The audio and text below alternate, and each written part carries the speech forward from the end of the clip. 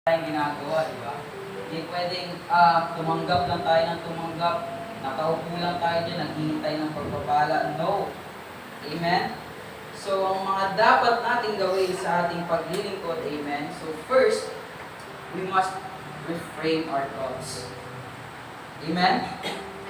Bakit natin kailangan baguhin, ayusin ang ating pag-iisip? Bilang isang mga Kristiyano, yung pananaw natin sa mga circumstances, sa mga problema sa ating mga buhay, amen, kailangan nating ayusin at baguhin daw yung mga bagay na yun. It's because kahit yung mga circumstances, yung mga problems, amen, na nararanasan natin sa ating mga buhay, ay binigay yan ng Panginoon. Amen? Kung nahihirapan ka ngayon, yung mga bayarin ka, may mga bagay kang kailangan gawin, ibinigay ng Panginoon lahat ng bagay niyan sa iyong buhay. Amen? Kahit yung problema, kahit yung pagsubok, inaalaw ng Panginoon na mangyari ang mga bagay na yan. Amen? That's why we must reframe our thoughts. Sa ating paglilingkod, hindi natin maiiwasan yung mga problema. Amen? Hindi natin maiiwasan yung mga kabigatan na nararanasan natin sa ating mga buhay. It's because the fact na lingkod tayo ng Panginoon, amen, dapat handa rin tayo maranasan kung anong naranasan ng Panginoon mismo. Amen? Sa ating paglilingkod, kaya tayo nandirito, naglilingkod, nagpapagamit tayo sa Panginoon. It's because we accept na kung anong naranasan ng Panginoon sa mundong ito, ay kakayanin din natin bilang isang lingkod ng Panginoon. Amen? Hindi dapat natin sisihin, hindi dapat natin questionin ang Panginoon and kung ano yung mga nararanasan natin sa ating mga buhay. Ang natatanging dapat natin gawin, amen, ay patunayan sa Kanya na tayo ay tapat at tunay na nagtitiwala. Amen? Sabi sa John chapter 15, verse 4, manatili kayo sa akin at mananatili din ako sa inyo. Hindi magbubunga ang sangang hindi nananatili sa puno. Gayon din naman, hindi kayo magbubunga kung hindi kayo mananatili sa akin. Amen? Kaya tayo nandito, nag-i-stay tayo sa gawain ng Panginoon. It's because gusto ng Panginoon na makita, amen, na tayo ay lumalago. Tayo ay sumasagana, tayo ay namumunga sa ating paglilingkod. Amen? Yung paghihirap mo ngayon, hindi yan pupunta sa mga walang kwentang bagay. Amen? Yung mga sakripisyo mo para sa gawain ng Panginoon, hindi yan mawawalan ng kabuluhan. Sapagkat ang gusto ng Panginoon, amen, ay makita niya mismo sa kanyang mga mata na tayo ay lumago at sumagana dahil tayo sumunod, amen, sa kalooban ng Panginoon. Kaya, we must renew our minds. Baguhin natin ang ating perspective. Amen? Baguhin natin ang ating pananaw sa bawat sitwasyon ng ating mga buhay. It's because, kapag ginawa natin ang bagay na ito, sobrang daming mag-benefit. Amen?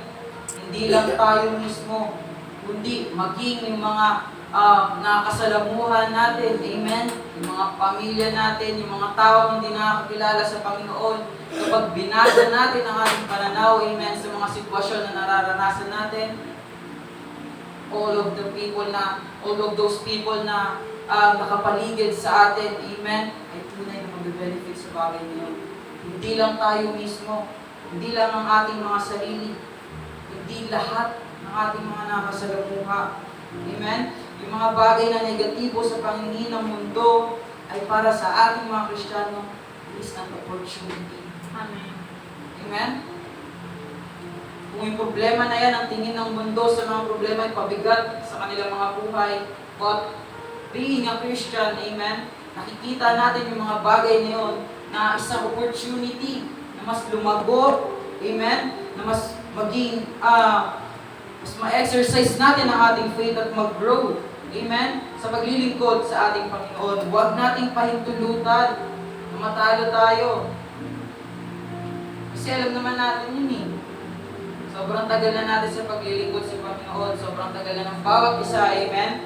Sobrang dami na natin naranasan. And we know that hindi tayo matatalo, hindi tayo madadaig ng kaaway. Sapagkat hindi naman ipaparanas ng Panginoon sa atin ang mga bagay nito kung hindi natin kaya ma-overcome. Amen? Alam na natin yan sa ating mga sarili. But it is ang bagay na ito ay isang paalala sa ating mga Kristiyano na hindi dapat tayo tumigil. Amen? Because God's promise awaits. Sa dulo ng mga kahirapan, andun ang pangako ng Panginoon. Amen? Sa dulo ng mga pagsubok, andun ang katugunan ng Panginoon sa ating mga buhay. Kaya, we must be consistent. Amen? Sabi nga dun sa John 15:4 na manatili kayo sa akin, mananatili din ako sa inyo. It is all about consistency sa ating paglilingkod, mga kapatid. Hindi dapat tayong mga Kristiyano na tumigil. Amen? Layo sa gawain ng Panginoon sapagkat ang gusto ng Panginoon ay consistency. Gusto ng Panginoon na makita na tayo mismo ay hindi nagsasawa. Amen? Hindi tayo nagkakaroon ng boredom sa paglilingkod natin sa ating Panginoon. That is why, as a Christian, we are still here. Amen? Nagpupuri tayo, sumasamba tayo sa ating Panginoon because God has a plan. Amen? Hindi ka mag-i-stay dito kung walang plano ng Panginoon sa'yo. Kaya nga make sense, di ba? Sa mga taong umalis sa ating mga buhay. Amen? Umalis sila because God doesn't have plan sa kanilang mga buhay. Although meron silang plan, but hindi tayo magkakaroon ng paglago. Amen? Kung yung mga tao na yun ay nandirito pa rin sa atin. Kaya sa ating paglilingkod, lagi tayong nakatingin. Huwag natin questionin ang ginagawa ng Panginoon sa ating mga buhay. Sapagkat, even though mysterious talaga ang way ng Lord right?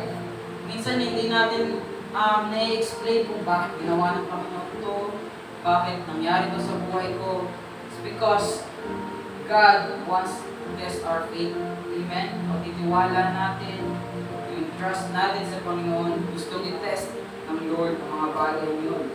So you just need to renew your mind. Turn problems into opportunity, to bless someone, to inspire someone, amen? To win someone's soul. Amen? Sapagkat kung may ibang tao na nakakarinig sa kung ano ang pinagdaanan mo, amen, sa iyong paglilingkod, ay tunay na malay mo yung tao na yun na nakarinig sa testimony mo, amen, ay maligtas din. Kaya nga hindi lang tayo ang nag-benefit.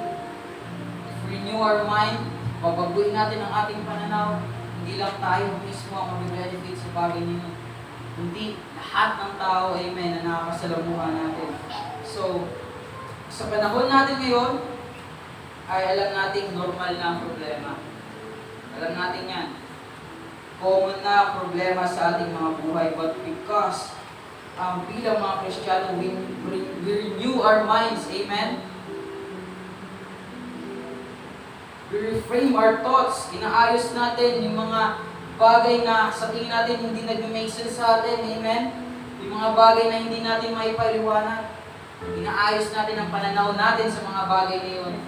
All those problems, all those things na hindi natin kayang i-explain, it is an opportunity for us to grow. Amen? And to exercise our faith sa paglilingkod sa ating Panginoon.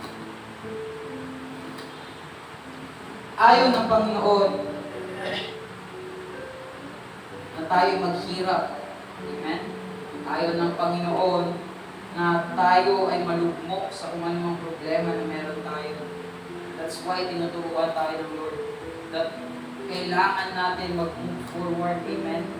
It's because kapag hindi natin ayusin yung mga pananaw natin, amen, sa mga circumstances and troubles sa ating mga buhay, malulugmok ka sa kung anong problema meron ka ngayon.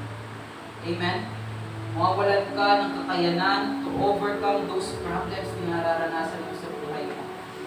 Ayaw ng Panginoon na mangyari ang bagay niya. Amen? That's why we must renew our minds and we must be consistent sa paglilingkod sa ating Panginoon. And pangalawa,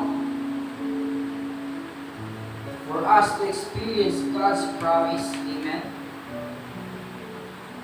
We must be ready for divine favor. Amen? Yung pabor, yung pagpapala, ang nakaabang sa atin, dapat maging ready tayo sa mga bagay na yun. Yung divine favor, amen? Sapagkat alam natin na hindi natin deserve yung mga bagay na yan. Aware tayo sa bagay na yun. Amen? We don't deserve all the things na nararanasan natin ngayon, natatanggap natin. That's why we must be ready sa kung ano pa ang paparating pagpapala. Amen? In our lives, we need to expect blessings. Kasi kung hindi tayo mag-expect, amen, na merong pagpapala na darating sa ating mga buhay, maaaring makakaligtaan mo yung bagay niya. Amen? Mahirap ka ngayon, kaya kang payamanin ng Lord. Kung may mga bagay ka na hindi kayang gawin ngayon, amen, kaya kang palakasin ng Panginoon upang magawa mo mga bagay niya sa buhay mo. Amen? It's because God, siya ang source ng lahat ng kung anong meron tayo. Kalakasan, kagalingan, good health, amen? Ang Panginoon mismo ang nagbibigay sa mga bagay niya sa ating mga buhay. Because God has a plan, amen? Sabi nga sa verse 11, binasa natin kanina,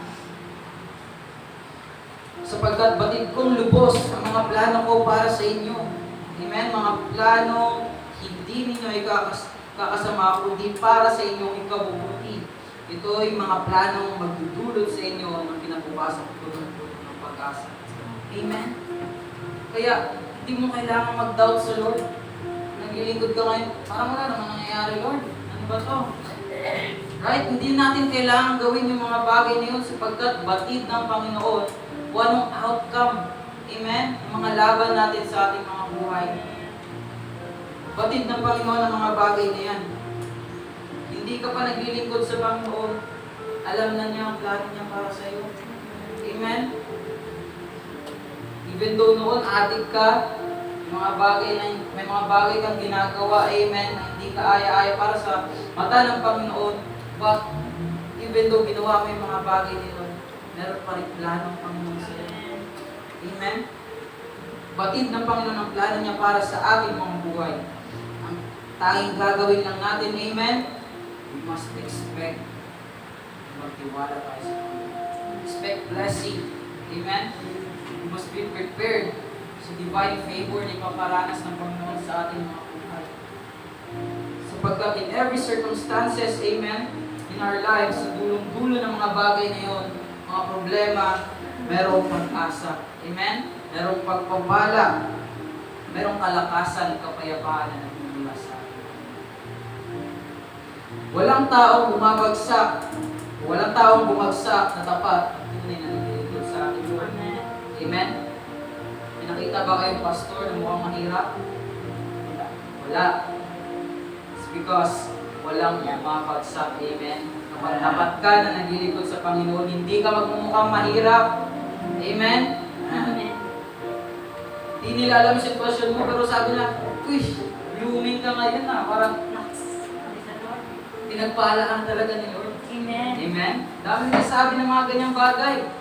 Even though di nila alam yung mga nararanasan mo behind those mga sacrifices na ginagawa mo. Amen? Sapagkat ang Panginoon ay ayaw niya ng kanyang mga anak, amen, ay mag-faith sa kung anong plano niya para sa kanila. Amen? Hindi tayo nagkakaroon ng mga suliranin sa ating buhay dahil gusto niya tayong pahirapan. No. Mali yung thinking na yun. Amen? Planado ng Panginoon lahat at hindi siya papalya sa ating mga buhay, mga kapatid. Kaya matakot ka kung sa buhay mo, amen, wala ka ng problemang nararanasan. Amen? Kabahan ka na, parang puros pasaya na lang, Lord. Parang puros blessings na lang. Kabahan ka na, amen? Sapagkat hindi mo alam kung ano mangyayari sa iyo sa mga bagay na yan na nararanasan mo. Kaya maging thankful ka, amen? Na hanggang ngayon nakakaranas ka pa rin ng pagsubok at mga problema sa buhay mo. It's because God has a plan, amen, para sa iyo. Kaya in everything that is happening to us, we must thank God. Alam natin yan. Dahil sa dulo ng lahat ng mga bagay nito, there is blessing. Sabi nga sa Numbers chapter 6, verse 24 to 26. Amen? Alam niyo ito lahat. The Lord will bless you and keep you. The Lord will make His face shine upon you and be gracious to you. 26. The Lord turn His face towards you and give you peace. Amen? Andun ang pagpapala, andun ang kapayapaan. Hindi lang sa lapi, amen. Blessing na nais pagkaloob ng Panginoon sa atin. But pati yung kapayapaan mula sa Kanya. Amen. Kaya thankful ka. Nandito ka sa gawain ng Panginoon. Maging thankful ka. Amen. Sapagkat sa gawain ng Panginoon, nandito ang kapayapaan. Nandito ang pagpapala. Amen. Mabubuksan ang iyong puso at isipan. And magiging malakas ka sa mga bagay, amen, na darating pa sa buhay mo. Kaya hindi dapat tayo nababahala sa ating paglilingkod, and we must expect blessings sapagkat pinangako na ng Panginoon sa atin. Amen? At kung ano ang kanyang pangako sa ating mga buhay, tutuparin at tutuparin. Kung nangako siya sa iyo ng isang bagay, tutuparin ang Panginoon niya. But you need to be consistent. Amen? Kailangan mo magpatuloy sa gawain ng Panginoon. We know that there is blessing. Kaya dapat sa ating paglilingkod, amen, we need to do our 100% best. Kailangan hindi tayo tambay sa gawain ng Panginoon. Hindi lang tayo naghihintay ng pagpapala, amen. At dapat alam natin yung bagay niyo na hindi lang tayo naglilingkod. Kailangan natin ang sakripisyo. Amen. Alam natin na yung mga sacrifices na ito na ginagawa natin, hindi ito para sa isang walang kwentang bagay. Amen? Kaya sa chapter 2 Timothy chapter 2, verse 11 to verse 13, sabi doon, totoo ang kasabihan ito. Kung tayo namatay na kasama ni Jesucristo, mabubuhay din tayo kasama niya. Amen? Verse 12, kung tayo nagtitiis ng hirap sa mundong ito, maghahari din tayo kapiling niya. Kapag itinakwil natin siya, itatakwil niya rin tayo. Verse 13, kung tayo man ay hindi tapat, siya ay nananatiling tapat pa rin, sapagkat hindi niya maaaring itakwil ang kanyang sarili. Amen?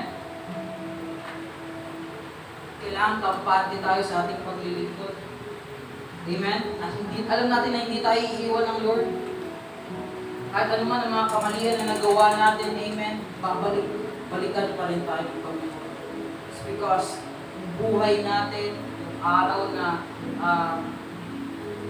nasasayang, mga araw na nagagamit natin, amen, sa ating mga buhay, gusto ng Panginoon. Yung mga araw na yan ay tunay na magkaroon ng kabuluhan, amen, especially sa kanyang ministry. Kaya sa ating paglilingkod, we must be consistent. Dapat ready tayo sa kung ano yung magiging outcome, amen, ng laban natin sa ating buhay. Sapagkat yun ang Lord. Ayaw ng Panginoon na isipin natin na sobrang daling magtagumpay. Amen? Ang gusto ng Panginoon na normal ang paghihirap. Ang gusto ng Panginoon na maunawaan natin na may mga problema, may mga bagay talaga na magbibigay sa atin ng paghihirap. Amen? Sapagkat sa dulo ng mga bagay na yun, mayroong pagpapalang makalaan. Kaya sa ating pagtatapos, sabi nga sa verse 12, kung maganap na ito, kayo'y tatawag, lalapit at dadalangin sa akin, at didirin ko ng atin. Amen? Kapag natanggap na natin ang pagpapala na nagmumula sa Lord, hindi doon magtatapos. Amen? Ang gagawin natin, dadalangin. Magpipray tayo, magpapasalamat tayo sa Panginoon. Amen? Yung mga kayamanan na meron tayo, ilalaan natin para sa gawain ng Panginoon. We must thank God sa kung ano man ang matatanggap natin. Hindi man ngayon, hindi man bukas. Amen? But sa mga bagay na matatanggap natin sa ating paglilingkod, along the way ng ating paglilingkod, amen, kailangan pasalamatan natin mga pagpapalang yun. Kailangan pasalamatan natin yung mga problema, yung mga pagsubok na nararanasan natin sapagkat tunay, amen, na merong kapayapaan, merong kapahingahan yung pagkakalob ng Panginoon sa ating buhay. Kaya, God's blessings will always bring joy. Huwag natin yan sa ating mga paglilingkod na kapag may pagpapalang binigay ang Panginoon, may answered prayer, amen, talaga merong magalakan sa ating mga puso. And hindi natin madedeny yung bagay. Disappointment has no place. Amen? Yung mga disappointment, yung mga kabiguan, wala na sa vocabulary ng mga lingkod ng Panginoon ng mga bagay na yun. Amen? Because blessings are on the way. Amen. Pagpapala ay parating na. Amen? Amen. Must claim those things sa ating mga buhay sa sarili mo na ang pagpapala ay paparating na sa iyo mismo. Amen? Kaya sa ating pagtatapos is, again,